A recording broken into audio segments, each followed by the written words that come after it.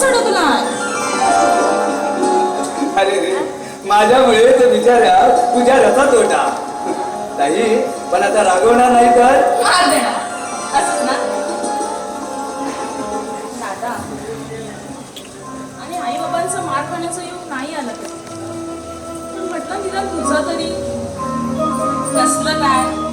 तू म्हणजे ममतेचा पुतळा. कोणी काय केलं की त्यावर पांघरूनच काढणार. अरे चहा गार काय ते परत गरम करून आणते. हो तसाच घेतो. बरं. हा चहा बनवलायस की गोमूत्र?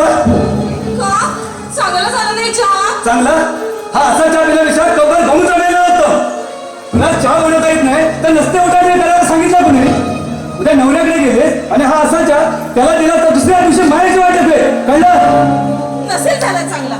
झाली माझी चूक. नाही करणार पुन्हा. बस फक्त चुकलं म्हटलं म्हणजे झाला. चहा साखर दूध वाया गेलं त्याचं काय? असं कितीचं नुकसान झालं रे तुझं. हो झालं. तुला काय? तुला थोडीच कमवायचे पैसे. तू अखंड वावरतेस ते या अप्पांच्या मोठ्या दिमागदार बंगल्यामध्ये.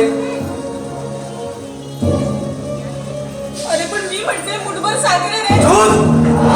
वर करून बोलतेस. कुठे बोलायचं काय बोलायचं काही तंत्र नाही.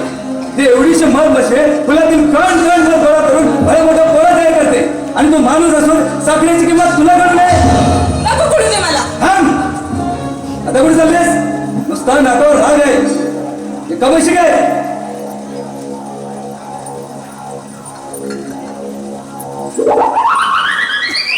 चहा कुठे राहिलो मी.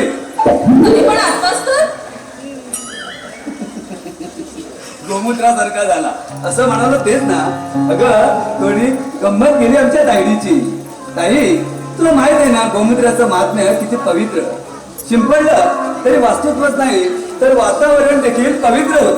म्हणजे तू खरंच रागवलंस माझ्यावर. हो ना. मला रागवता येतं की नाही ते पाहत होतो. पण दादड्या मी मात्र खूप घाबरले होत्या. मला वाटलं आता माझ्या कानाखाली देणार तू सनसनीत. छे, छे. माझे हात माझ्या लाडक्या ताईडीच्या अंगावर पडायच्या आधीच निघत नाही. असं अभद्र बोलू नकोस आता.